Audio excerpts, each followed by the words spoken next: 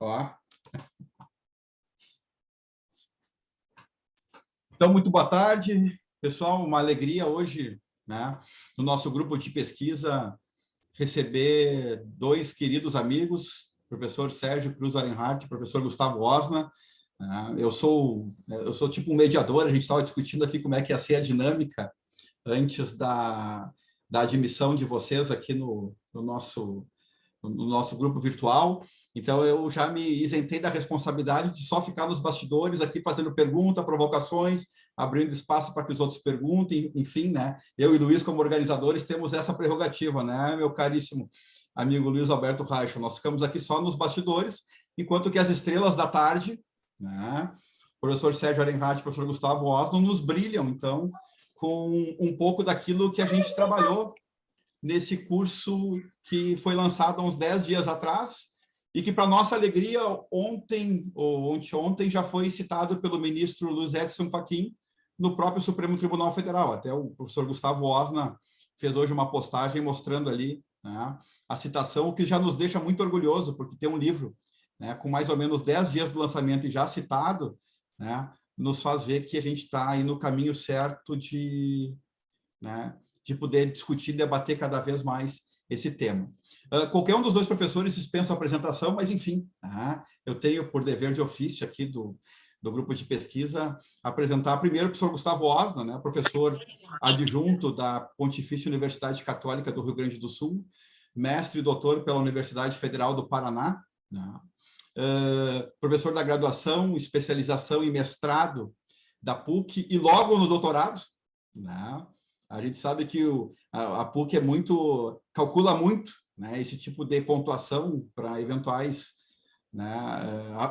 avaliações da CAPES. Então, logo, o professor Osna, né, vai assumir a cadeira de doutorado que está sobre minha tutela hoje, professor Gustavo. Estou cuidando do processo coletivo, só lhe aguardando, né, fechar, né, os 5 anos da defesa do doutorado para que assumas logo aquilo que conhece muito melhor do que eu. E meu querido amigo, professor Sérgio Arenhardt, né, mestre e doutor pela Universidade Federal do Paraná, pós-doutorado por Firenze, né, para mim, né, que sou suspeito, e eu sei que o professor Gustavo Osna também é suspeito, né, o grande nome do Brasil do processo coletivo, né, não existe, né, parâmetro maior que o professor Sérgio, alguém que domina a teoria, né, mas não deixa de se preocupar com a realidade em nenhum momento daquilo que escreve ou que fala.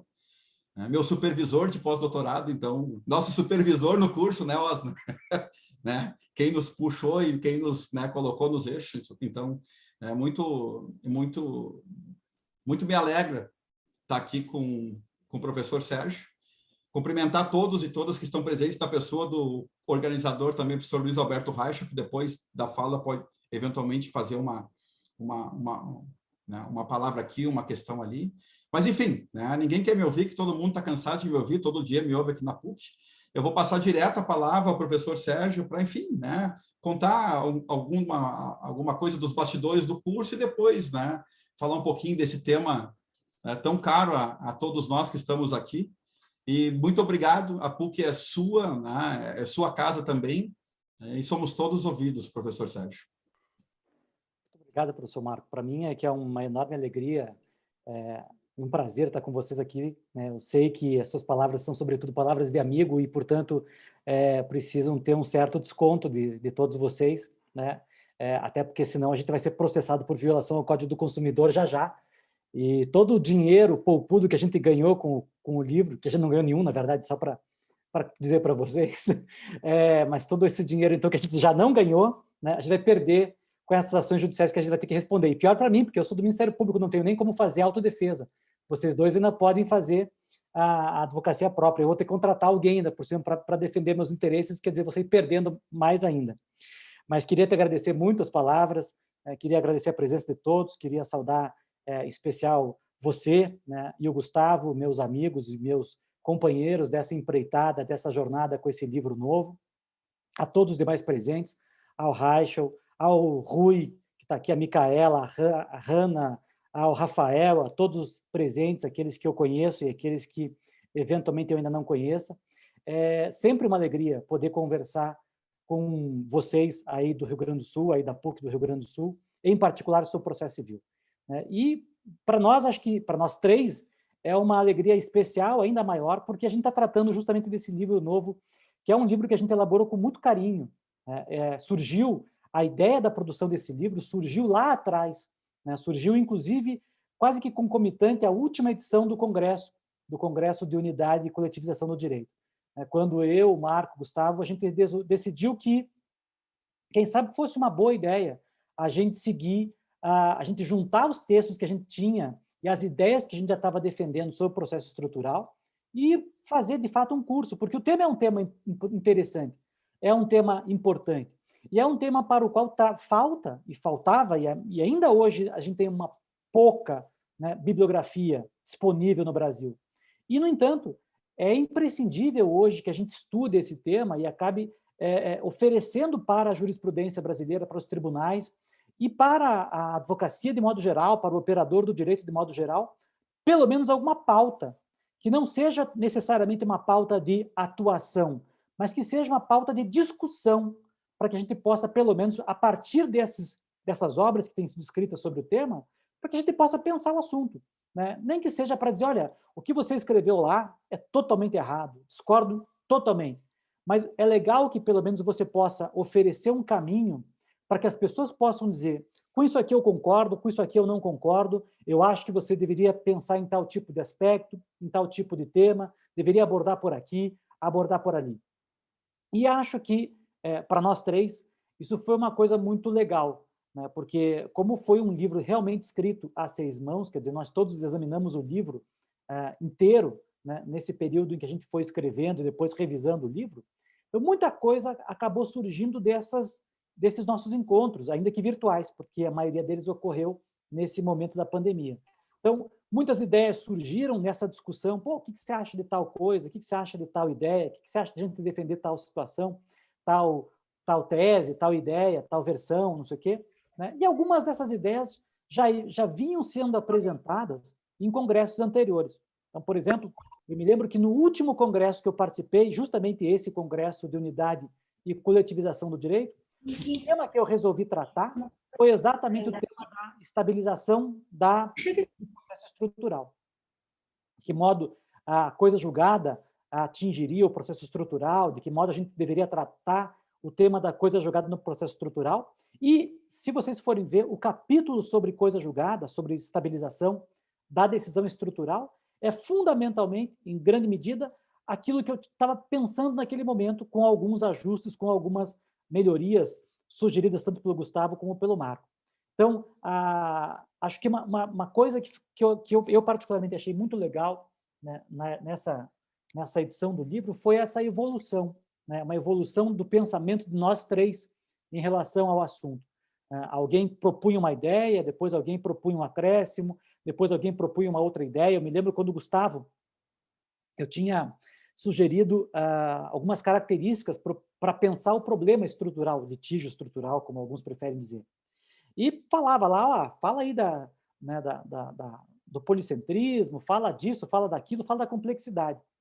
E o Gustavo veio com uma tese de complexidade que era super legal, assim, que envolvia justamente essa percepção dos sistemas complexos dentro das ciências da natureza.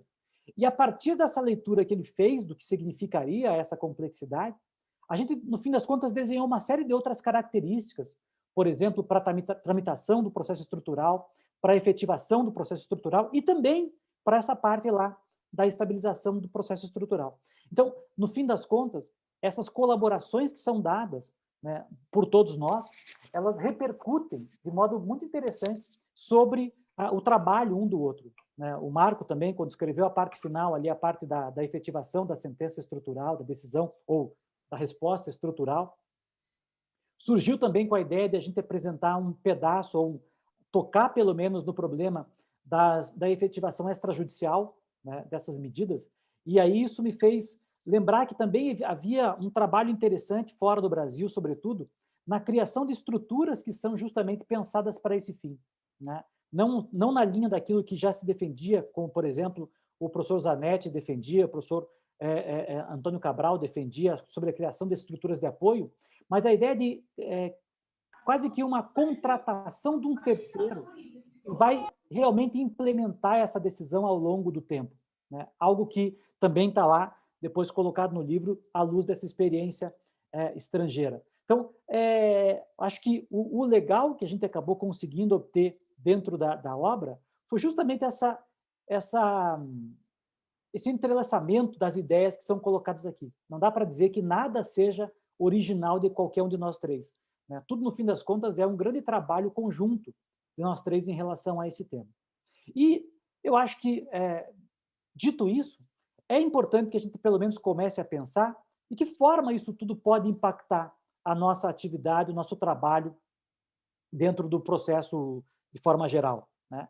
Eu lembro que, há muito tempo antes, né, então, quando eu comecei a escrever sobre o assunto, quando o Marco começou a escrever sobre o assunto, quando o Gustavo começou a escrever sobre o assunto, ainda em termos de trabalhos mais pontuais, né, o livro do Marco, o artigo que eu escrevia lá para trás sobre esse assunto, né, a gente ainda tinha um conhecimento muito incipiente dessas ideias. Quer dizer, em termos de procedimento, de técnicas processuais e de institutos processuais, a gente ainda tinha um conhecimento muito vago.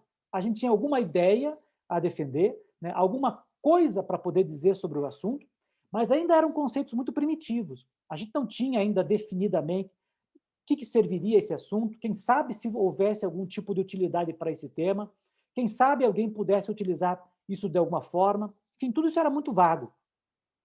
Ao longo do tempo, a gente vê como, no fim das contas, essas ideias que foram pensadas lá atrás, né, tiveram um impacto importante, de modo geral. E não só pela iniciativa nossa, pelos escritos nossos, mas porque isso agregou muita gente a pensar sobre esse assunto. Isso fez e estimulou muita gente a pensar sobre o assunto, né? E eu acho que isso faz com que a gente, de fato, mostre aqui um assunto novo a ser enfrentado, né? Há muita coisa já hoje produzida sobre o tema, mas há muita coisa a ser explorada, há muita ideia a ser enfrentada. E eu acho que isso faz desse assunto um assunto vivo para hoje em dia, né? Um assunto que tem realmente um impacto na atuação do Poder Judiciário forte, né? Acho que qualquer um de nós que é chamado a falar sobre esse tema, para magistrados, para Ministério Público, para mesmo para advocacia, né, percebe como esse assunto revela um interesse peculiar daqueles que estão que assistem essas falas da gente. Não só por conta das propostas que são apresentadas, mas eu acho que, sobretudo, por conta de uma abordagem inovadora, que não é só nós três, mas que é de todo mundo que trabalha sobre esse tema, que é a abordagem de pensar o processo de fora para dentro, né?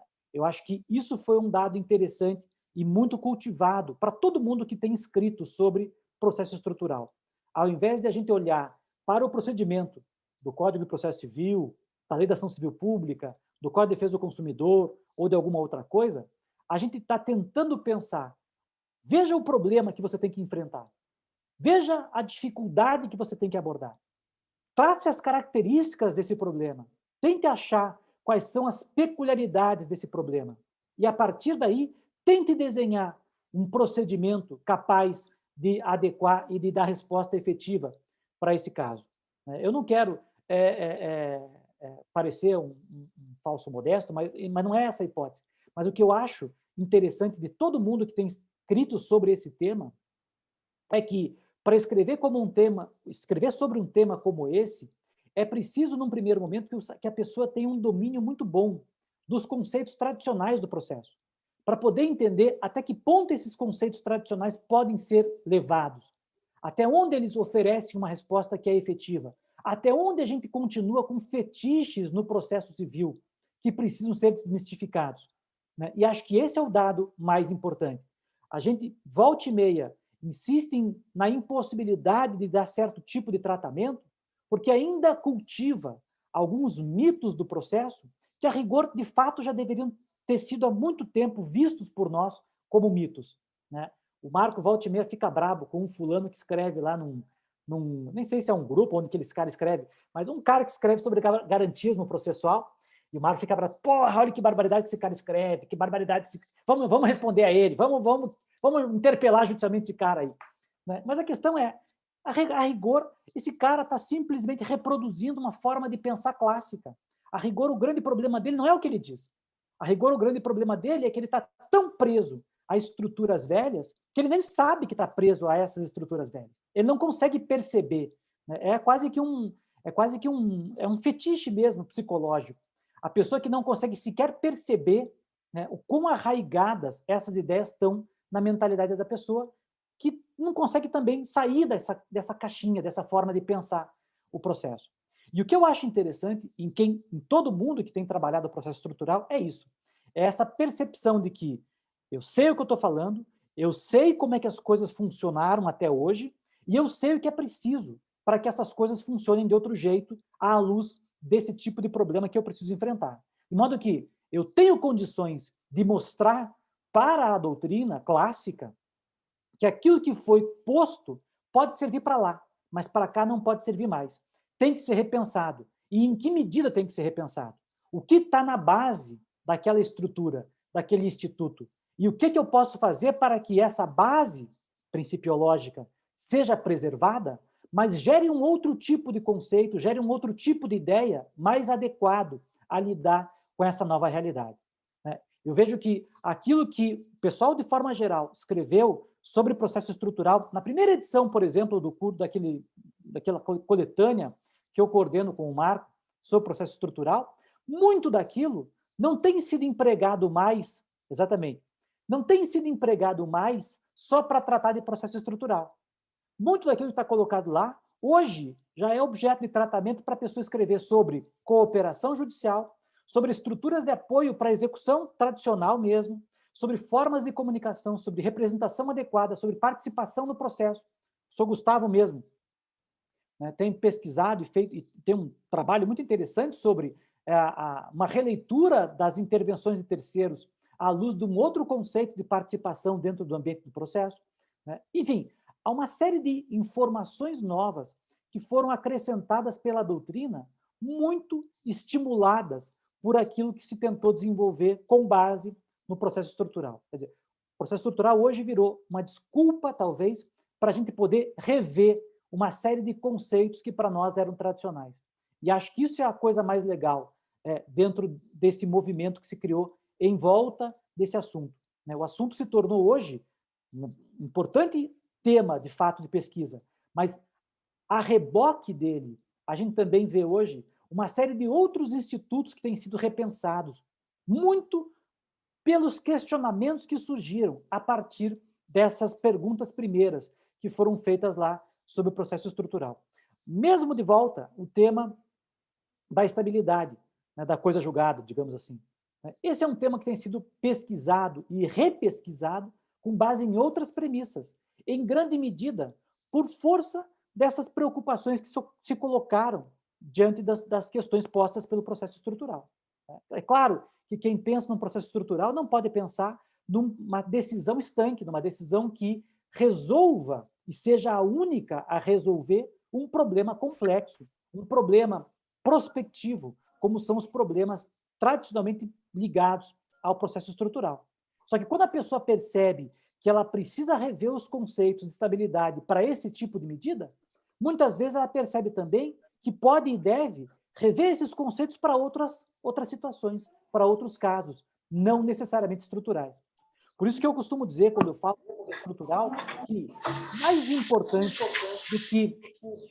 mais importante do que ter um pacote fechado, esse é o processo estrutural, muito mais importante do que isso, é a gente perceber que as situações da vida cotidiana nossa têm certas características.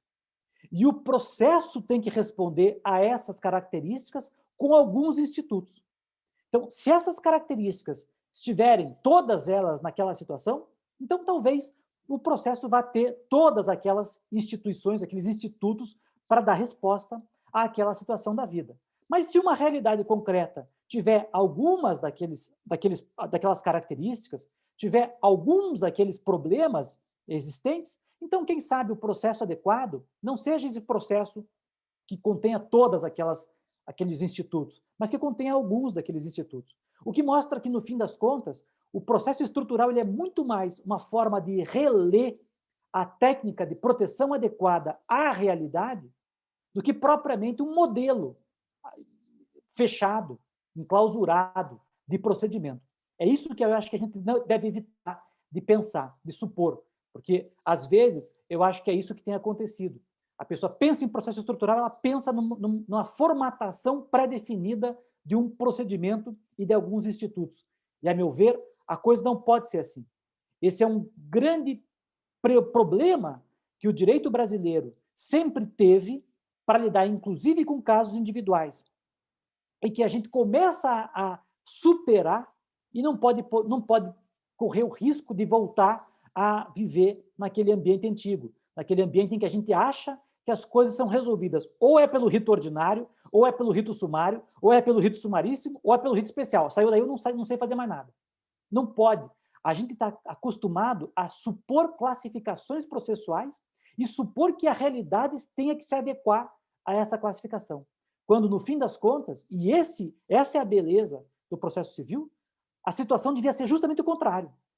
Nós devemos ter a obrigação de entender a realidade e entender que tipo de característica, que tipo de instituto processual pode responder de maneira adequada a essa realidade. Se não for assim, a gente vai continuar, por exemplo, trabalhando com um processo societário, que não necessariamente é estrutural, como a gente quer trabalhar hoje. Supondo que, numa estrutura, por exemplo, de um processo societário, ou o sujeito, o sócio, está no polo autor, ou está no polo réu, porque eu não sei onde botar ele em outro lugar. Ou o sujeito pede, ou ele é demandado. Não tem onde botar ele em outro lugar. Não tem terceira via. Não tem terceira forma de trabalhar aquele problema. Né? Ou a gente vai continuar fazendo aquele tipo de pergunta, clássica também, do processo societário. O sócio é parte no processo? Ou a parte no processo é só a sociedade e aquele sócio que está descontente com o que aconteceu na sociedade? Problemas que o direito italiano discute há séculos.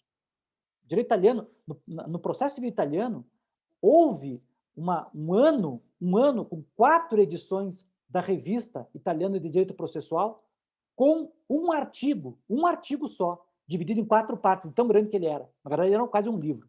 Né? Um artigo para discutir isso, a posição do sócio representado pela sociedade no processo societário.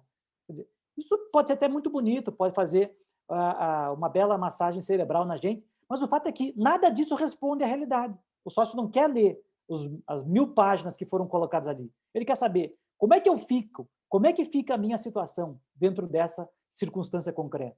E eu acho que isso que foi o legal, né, de todos aqueles que estudam até hoje o processo estrutural. A percepção de que a gente tem que dar um passo avante em relação ao que a gente estava acostumado, àquelas classificações clássicas com as quais a gente estava acostumado, né, que vem lá do direito italiano, vem do direito francês. Vamos abandonar um pouco essa classificação. Vamos olhar a realidade e vamos ver o que o processo pode oferecer para dar uma resposta adequada a essa realidade, seja em termos de competência, seja em termos de legitimação, seja em termos de prova, de procedimento, de pedido, de demanda, de sentença, de efetivação, de coisa julgada, etc, etc, etc. Porque eu acho que assim é que nós, do processo civil, contribuímos para a realidade. Não criando classificações que tornam abstrato algo que devia ser concreto, que abstrativizam alguma coisa que devia ter sido pensada para responder à realidade, né? Mas sim oferecendo uma justificativa de como aquilo que é oferecido para responder à realidade realmente é capaz de dar atenção suficiente às garantias fundamentais das partes, porque isso é, no fim das contas, a grande função do processo. A grande função do processo não é desenhar o procedimento. A grande função do processo é perceber a importância das garantias fundamentais postas na Constituição e demonstrar como essas garantias podem se entrelaçar e gerar um procedimento adequado a lidar com toda a realidade, que obviamente não vai ser o mesmo tipo de procedimento. Né? Mas acho que aí é que está a beleza do nosso trabalho, né? Essa possibilidade de enxergar a realidade e extrair da realidade, o melhor tipo de procedimento para oferecer uma resposta adequada a essa realidade. Isso tanto faz quando eu estou lidando com o problema de políticas públicas, que talvez seja o campo mais clássico de atuação de processo estrutural, como quando eu estou lidando com problemas de direito privado. O fato é que, em todas as circunstâncias, esse deveria ser o mote do nosso pensamento. Pensar na realidade e pensar de que forma a realidade vai ter uma resposta melhor no âmbito jurisdicional ou até, eventualmente, no âmbito extrajudicial, dentro de uma estrutura que a gente possa conceber. É claro que isso torna muito mais difícil o nosso trabalho. É muito mais fácil para a gente ficar falando sobre o prazo para agravo do instrumento ou rol taxativo do 1015. No entanto, acho, nenhum de nós, né, estuda, e sei que vocês todos estudam, né, loucamente, para ficar discutindo e ter como trabalho da sua vida a discussão do, sei lá, o que é pré-questionamento implícito, né? Ou por que a contestação e o pedido contraposto deve estar contido na contestação. Isso é claro que também é importante para a nossa vida concreta, mas não é isso que vai salvar o planeta, não é isso que vai ajudar e contribuir para a sociedade ter um processo mais justo, efetivo e adequado para a nossa realidade. Então, assim, de forma muito singela, né, sem querer entrar em detalhes mesmo do processo estrutural, embora eu fique à disposição de vocês, claro, para qualquer observação que vocês tenham, ou, enfim, para a gente poder dialogar sobre o tema, é isso que, para mim, anima o estudo do processo estrutural. Tenho certeza que também é isso que anima tanto o professor Marco como o professor Gustavo a examinar o assunto. É essa possibilidade de a gente contribuir, né, de forma efetiva para dar uma ferramenta de trabalho que seja uma ferramenta adequada e não tentar fazer com que a realidade se amolde a uma ferramenta inadequada, que é o que muitas vezes a gente vê acontecer na realidade. Então, com essas breves observações, eu queria, mais uma vez, Marco, agradecer o convite, mais uma vez, Gustavo, Raichel, agradecer o convite, dizer que eu estou sempre à disposição de vocês, porque essa escola que vocês têm aí, para mim, foi uma das escolas que me inspirou a esse estudo. É uma das escolas que sempre me estimulou a aprofundar essa análise, como eu falei, né, nas duas palestras que eu dei no Congresso de Coletivização, o tema que eu tratei foi o tema do processo estrutural. Então, é um tema que eu estudo também por força de vocês aí, de modo que não dá para negar que, ao menos uma grande parte do meu interesse pelo assunto vem aí da PUC do Rio Grande do Sul. Então, agradeço demais a vocês todos e fico depois à disposição de vocês para qualquer diálogo que vocês queiram apresentar. Obrigado, quero também saudar o Leonardo, que eu vi aqui agora que chegou, não tinha visto, Léo, desculpa, você estava aí. É um grande prazer também encontrar você.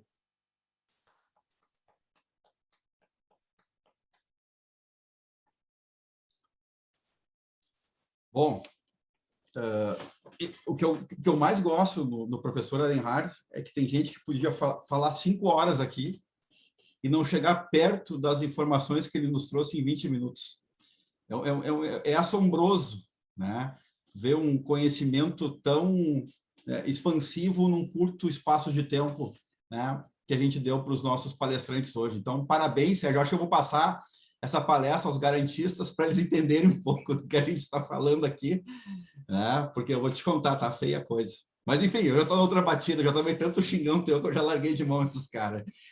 Aproveitar só para o pessoal mais da graduação e da especialização que não conhece ainda tão profundamente, né, o processo estrutural, a gente tem aqui hoje, né, nessas quase 50 pessoas que já passaram pelo evento aqui, o professor Leonardo, por exemplo, que é um dos maiores pesquisadores do Brasil no tema, da Federal de Ouro Preto, tem um observatório de processo que trabalha com isso, então, né, muito bem-vindo. Tem a Jéssica, que estamos acompanhando aqui, a professora Jéssica, que também gosta do tema.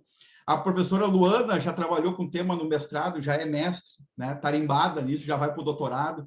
A Hanna trabalhou tangencialmente o tema, a Camila trabalhou com o artigo, a Micaela já trabalhou com o artigo, né, o Luiz está estudando muito esse tema também, enfim, né, o Rui está estudando esse tema. Sério, o Gustavo já trabalhou com esse tema também, né, quando trabalhou aqui com coletivização e unidade do direito. O Caselli, eu vou botar ele no caminho, se Deus quiser, né, para trabalhar com esse tema de processo estrutural. Enfim, é tanta gente que eu não consigo nominar aqui, tá? Mas que a gente, de coração, agradece a presença de vocês, porque é a primeira vez que a gente está falando sobre a obra, né, publicamente, e isso aqui não deixa de ser também, ao mesmo tempo de uma conversa entre amigos, um lançamento simbólico, né, daquilo que veio a ser o nosso curso, né? E, assim, aproveitando um pouquinho da deixa do professor Arenhard, antes de passar a palavra ao professor Luiz, que vai apresentar o professor Gustavo, né, como coordenador do evento.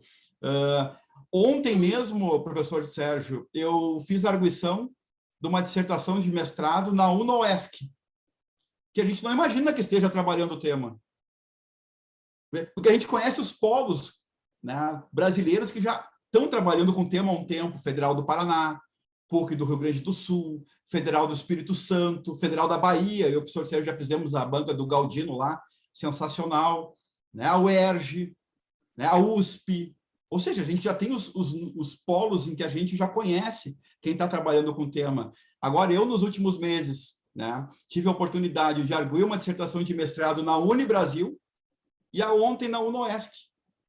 Ou seja, já está chegando a outros braços, a outras ramificações, e o pessoal está com uma compreensão boa daquilo que, como o professor Sérgio falou, lá em 2011, 2012, 2013, quando a gente começou a trabalhar com o tema, era só aquele sentimento de que aqui havia algo, né, professor Sérgio, que valeria a pena apostar na pesquisa. Tá? Então, com esse sentimento de agradecimento pela participação do professor Sérgio, eu passo de imediato ao professor Luiz Alberto Reichel a palavra para que apresente o nosso próximo palestrante, o professor Gustavo Osta. Professor Gustavo não precisa apresentação, né, professor Marco? Nós vamos fazer isso por mero protocolo, né? Porque esse é outro que é um fenômeno. Eu só tenho uma maneira de descrever o que eu estou vendo aqui, né? Tem horas que as estrelas se alinham e a gente consegue ver algo muito especial no céu, né?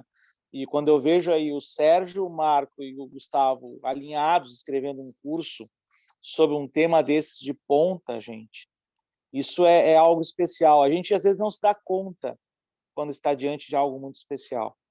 Eu queria, assim, registrar isso para vocês. Vocês estão diante de algo diferente, né?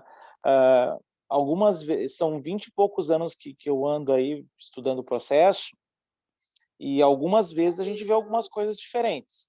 A gente vê, por exemplo, um Ovídio Batista da Silva, ou ver um Carlos Alberto Alvaro de Oliveira, ou ver um Luiz Guilherme Marinoni. E aqui eu tenho 3 que são muito especiais, que estão alinhados juntos, trabalhando, né? Como vocês veem, eu estou aqui numa lida também administrando outros interesses paralelos aqui de maneira estrutural. Lida estrutural, Luiz. Lida Vamos fazer um artigo. aqui não é um litígio, né? Exatamente, é uma lida. Mas é uma situação a ser administrada. O processo estrutural, às vezes, não lida só com litígios, né? Ele lida com situações complexas, como já foi dito, né? Pois bem, então, sem delongas, apresentando aquele que, assim, para mim, é um amigo há menos tempo, mas é um amigo por quem eu tenho uma admiração e um respeito e um carinho muito grande, que é o Gustavo Osna, né? Mestre e doutor pela PUC do Paraná, professor do nosso programa de pós-graduação em Direito, né? Enfim, ele é referência em estudos não só de processo estrutural, mas ele tem um outro grupo que ele conduz numa outra temática também de ponta, que é de relações entre processo e economia. Bom, gente, vocês estão vendo que, de novo, estou falando que nós estamos diante de pessoas muito especiais, o Sérgio, o Marco, e agora vamos ouvir o Gustavo, né? Vamos aprender mais e mais com o Gustavo. Gustavo, a palavra é tua. Obrigado, professor Reichel. Uma alegria estar aqui contigo, professor Marco, professor Sérgio. A gente está entre amigos, né? Eu fico extremamente feliz porque, efetivamente, é uma honra dividir esse espaço com amigos. Congratulo também o professor Leonardo, que está aqui conosco, os demais, professor Rui, porque acho que a gente consegue ter o melhor dos mundos aqui, porque ao mesmo tempo em que a gente consegue, como o professor Marco falou, reunir amigos para fazer uma espécie de lançamento do livro, a gente não está tendo que gastar, que é o que normalmente acontece no lançamento do livro, né? Porque você tem que pagar coquetel, você tem que pagar bebidas, tem que pagar garçom, e aqui eu não tenho que ter despesa alguma. Então, de fato, a gente está conseguindo unir o melhor dos mundos, o que para alguém como eu, alguém bastante econômico, que já carrega essa fama, é algo também que deve ser louvado.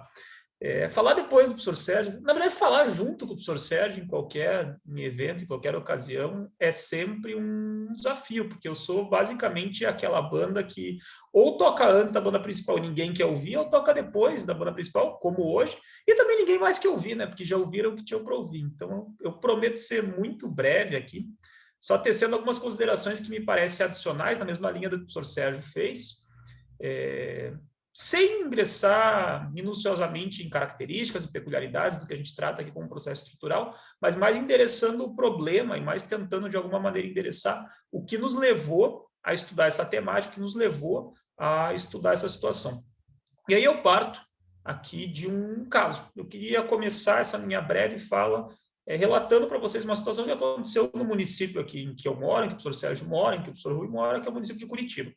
Basicamente, aqui a gente teve uma situação ligada ao Hospital de Clínicas da Universidade Federal do Paraná. É uma situação muito bem narrada pelo professor Sérgio em alguns artigos dele, em que se verificou que havia um número substancial, um número extremamente elevado de servidores do Hospital de Clínicas da Universidade Federal do Paraná, que lá estavam sem submissão prévia a concurso público, por mais que ocupassem cargos que eram atividade fim e que, por isso, exigiriam o pertinente concurso público. O Ministério Público do Trabalho, então, judicializou a questão, e a gente teria aqui, tá? E é isso que eu quero chamar a atenção de todos vocês, a gente teria, em princípio, de início, um deslinde que poderia caminhar para duas trilhas. Um deslinde que poderia caminhar para dois rumos. Primeiramente, à luz do processo tradicional, tá? O juiz de primeiro grau poderia reconhecer que o concurso de fato era necessário e a consequência prática disso seria o desligamento de todos aqueles servidores que lá estavam de maneira irregular, tá? Ou bem, poderia falar que não, que o concurso de fato não era necessário, que não existiria qualquer tipo de irregularidade, qualquer tipo de ilicitude na situação. A premissa adotada no caso foi a primeira. O concurso era sim necessário. Ou seja, eu tinha ali um número substancial de servidores, eu tinha ali um número elevado de pessoas trabalhando no hospital que teriam que ter sido submetidas previamente ao concurso público e, por isso, não poderiam estar lá sem essa etapa antecedente. Qual foi o problema que se colocou nesse caso?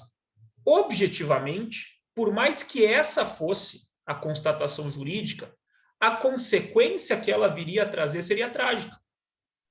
Porque eu estou falando do maior hospital SUS de Curitiba. Eu acredito que é o maior hospital SUS do Paraná. E eu estou falando de nosocomio de um hospital que, a partir dessa consequência que o processo civil tradicional nos daria, quer dizer, do desligamento de todos aqueles que atuavam lá irregularmente, teria que parar seu funcionamento. Eu pergunto, será que para a comunidade, será que para a sociedade isso seria algo benéfico? Eu tenho certeza absoluta que não. Tenho certeza absoluta que não. Mas aí, diante disso, eu lanço uma segunda indagação. Tudo bem, Gustavo. Eu entendi, tá, que há uma irregularidade, mas eu também entendi que eu não posso demitir todo mundo da noite para o dia. Será que, então, eu devo engolir essa ilicitude? Eu devo engolir essa irregularidade? Será que ela é grande demais para ser enfrentada? E também me parece que não. Porque se eu começo a admitir esse tipo de situação, se eu começo a comprar esse tipo de abordagem, amanhã depois ninguém vai fazer concurso público. Ou não, porque a justiça não vai ter como, de alguma maneira, intervir nisso. O meu serviço é essencial, a minha atividade não pode parar, eu vou tocando. Qual que é a solução que você acha nesse caso? E aí é que vem o ponto que o professor Sérgio bem endereçou. É uma solução que não está nas caixas das respostas tradicionais do processo. É uma solução que não está em qualquer tipo de canal com o qual o processo civil tradicional, ordinário, clássico, possa se sintonizar. Porque eu preciso olhar para esse caso e falar, não, o bem jurídico que eu quero proteger é esse, mas eu preciso proteger esse bem jurídico de alguma maneira que se harmonize, de alguma maneira que se equacione, que se equalize a impossibilidade de que o hospital pare. Então, vamos substituir progressivamente essas pessoas. Vamos criar um cronograma. Vamos entender que entre o 8 e 80, eu tenho que obrigatoriamente perseguir outras opções, porque senão eu não tenho um processo que vai se prestar à tutela dos direitos. Eu acho que esse tipo de circunstância acaba revelando que a gente precisa de umas abordagens um pouco inéditas, de abordagens talvez criativas no processo civil. E aquilo que a gente vem tratando como processo estrutural acaba se inserindo nessa quadra, acaba se inserindo nesse campo.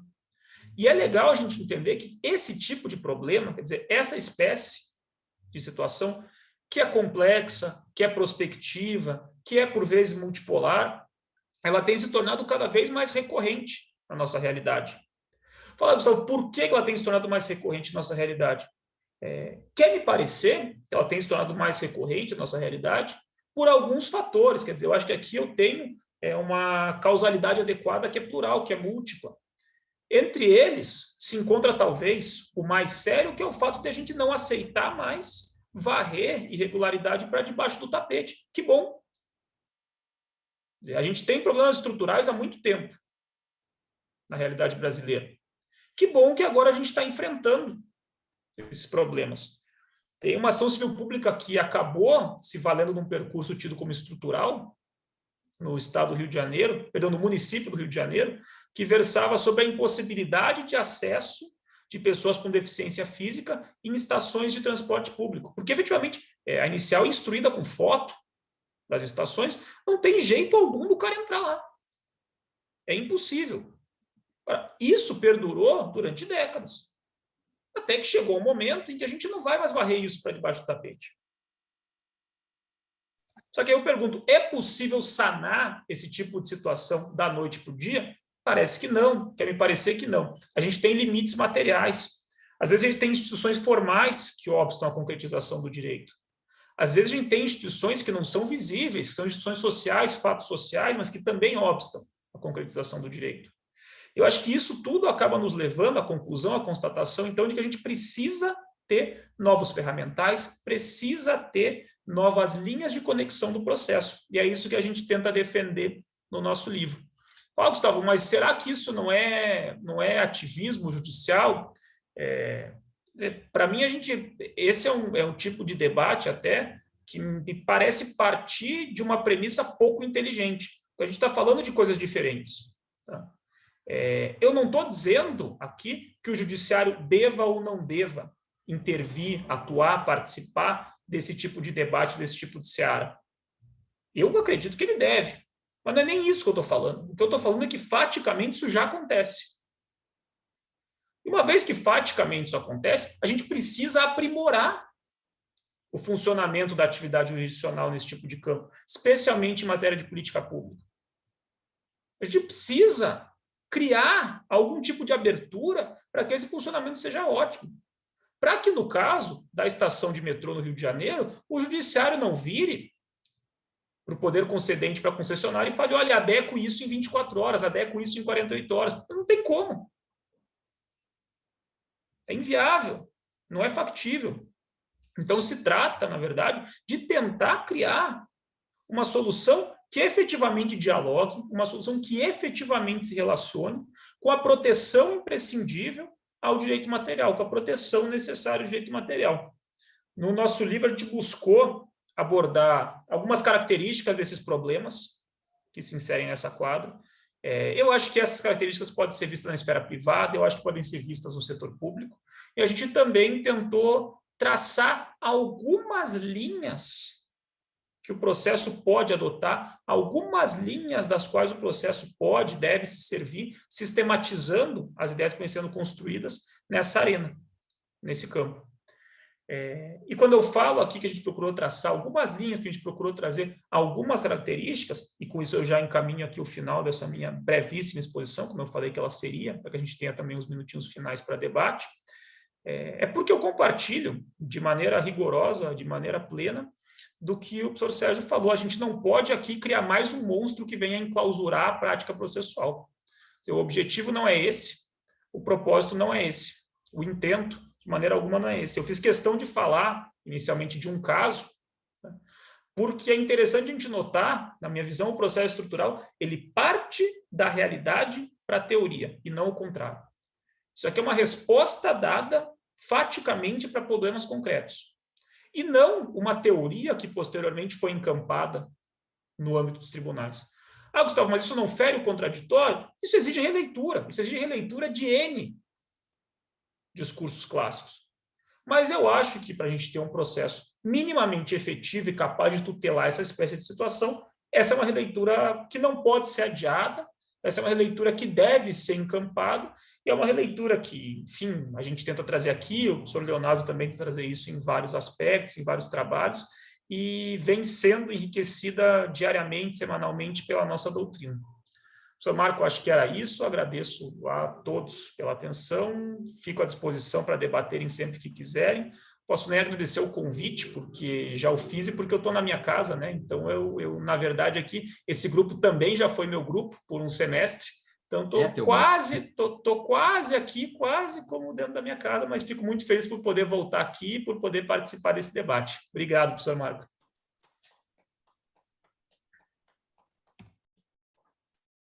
Obrigado ao professor Gustavo. outra pessoa que tem a clareza e a objetividade como uma das suas principais características quando fala, né? Duvido que alguém tenha deixado de ter uma compreensão integral, né, das questões trazidas pelo professor Gustavo. E aqui dois momentos da fala do professor Gustavo que eu particularmente adorei. Primeiro, né, vamos deixar de colocar problema para debaixo do tapete, vamos parar de arrastar problema para debaixo do tapete. Não adianta, né? Isso já fecha com a segunda parte da fala, que é exatamente aquela de trabalhar com coisas que já estão acontecendo. Tá? Eu acho que esse sentimento de quem escreve sobre o tema é ímpar. Né? E eu me lembrei, professor Sérgio, da banca da Marcela, né? Quando a professora Flávia Piovesan, né, fez aquela pergunta, que foi talvez a principal pergunta da tese dela, né? Mas tu não quer desconfigurar a corte que, na essência, quer proteger o indivíduo? E a Marcela, com aquela tranquilidade dela, falou, mas já está acontecendo o processo estrutural lá. Não adianta esconder. É fato que as decisões já estão indo além do indivíduo e da proteção do indivíduo. É fato que a corte já está se desnaturalizando. Então, né, vamos trabalhar com a realidade. E essa foi, acho que a principal, né, mensagem que o professor Gustavo acabou aqui nos trazendo. Eu vou fazer uma homenagem e vou abrir a palavra direto para ele. O professor Reichel saiu, porque, enfim, né, lida estrutural, todos conhecemos como é que ela é, né? Ela é talvez uma das mais complexas que existe. E vou passar a palavra rapidamente para o professor Leonardo Nunes possa fazer uma saudação. É claro, vamos perder a oportunidade e, quem sabe, fazer um questionamento aos nossos palestrantes. Agora mamãe não... Obrigado, Marco. Na verdade, eu fico honrado, não estava nem preparado para fazer uso da palavra assim. Essas que são as boas. Exato. Eu vou te dizer, meu amigo, que eu já sou figurinha repetida nesse grupo, né? Já participei aí outras 2 ou 3 vezes a convite do Luiz, de companhia limitada, né? Sempre um prazer estar aqui com vocês. E, na verdade, meu objetivo minha participação aqui é apenas para cumprimentar mesmo Sérgio, você, Marco, Gustavo, pela obra, que sintetizam, nesse momento, um marco importante. Né? A gente não tem a gente tem muito poucas obras que concluem, que, vamos dizer, encerram uma primeira etapa de um desenvolvimento acadêmico de 3 autores tão produtivos e com uma produção tão forte e que serve de ancoradouro para todo mundo que está chegando agora, né? Eu costumo dizer, já disse isso pessoalmente, já disse isso virtualmente uma vez, ou 2, ou 3, e agora vai de novo.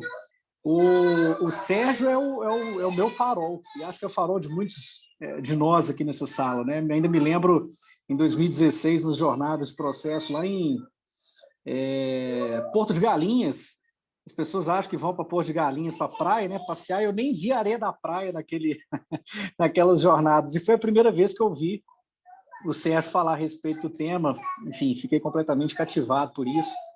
Na verdade, amigos, aproveitando aí a deixa do Marco, apenas mesmo para cumprimentar a vocês 3, né, pela excelência do trabalho.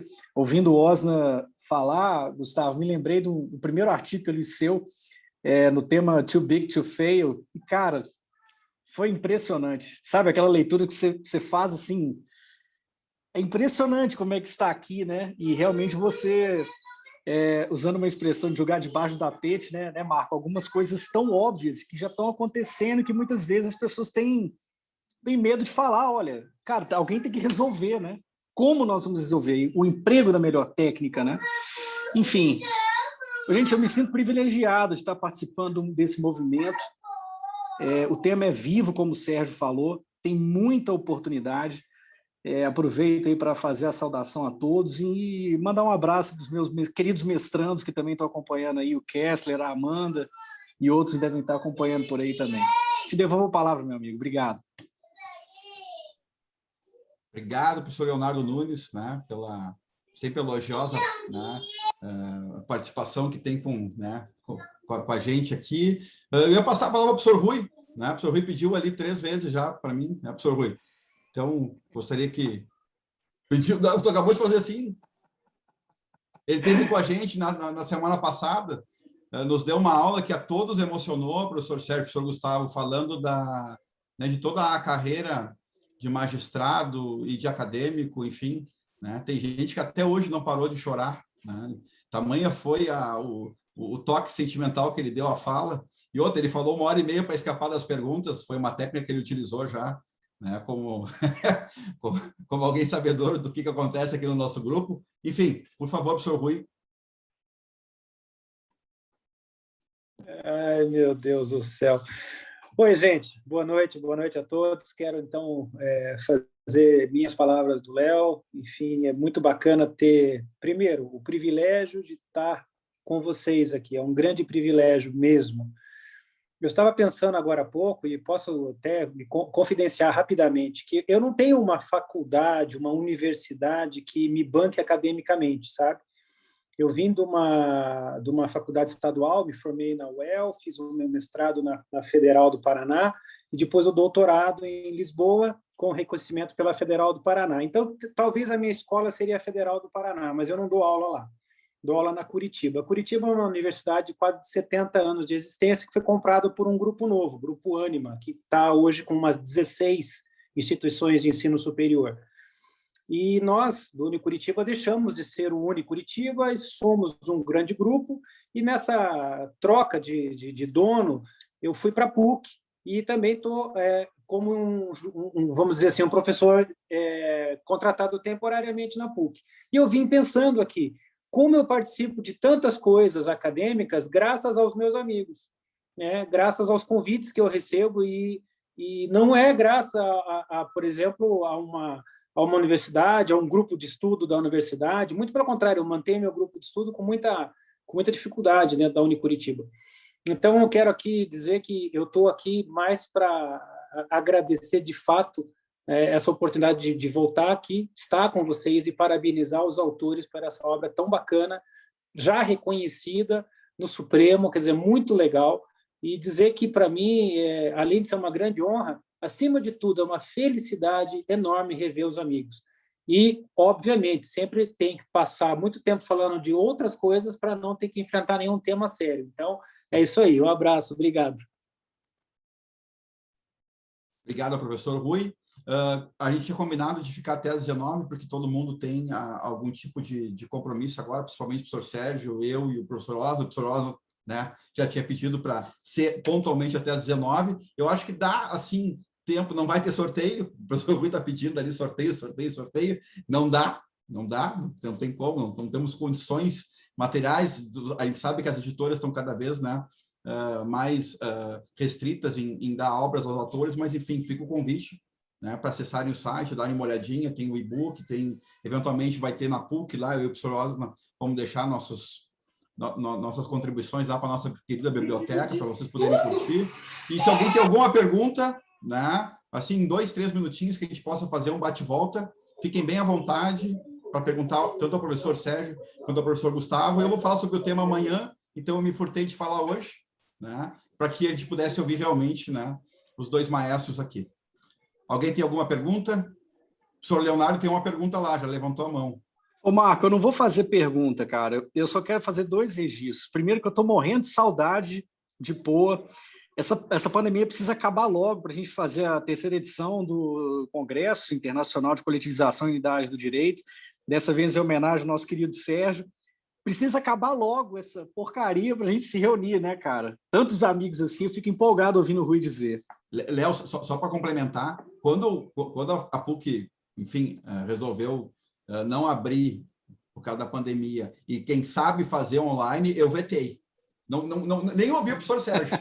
Não tem como a gente fazer o nosso evento da forma virtual. O nosso é com aglomeração, assim que passar tudo isso, né? Todo mundo em Porto Alegre, almoçando, jantando, confraternizando juntos, se abraçando e tudo mais. Por isso que eu botei lá para abril, maio do ano que vem, para que a gente possa ter um tempo para tudo isso acabar e a gente estar todo mundo junto de novo. E com isso a gente vai ter tempo, né, para o professor Gustavo se organizar e fazer aquele coquetel lá no Copipi, né? Também. E o segundo registro, apenas para terminar, eu também não vejo a hora de acabar essa pandemia para recebê-los todos em Ouro Preto. Eu tenho um desejo, já te externei isso para o Sérgio também algumas vezes, fazer um congresso de processo lá, quem sabe contando com o apoio e a presença de todos vocês, né? A gente possa se encontrar também aqui nas Gerais. Obrigado, meu amigo.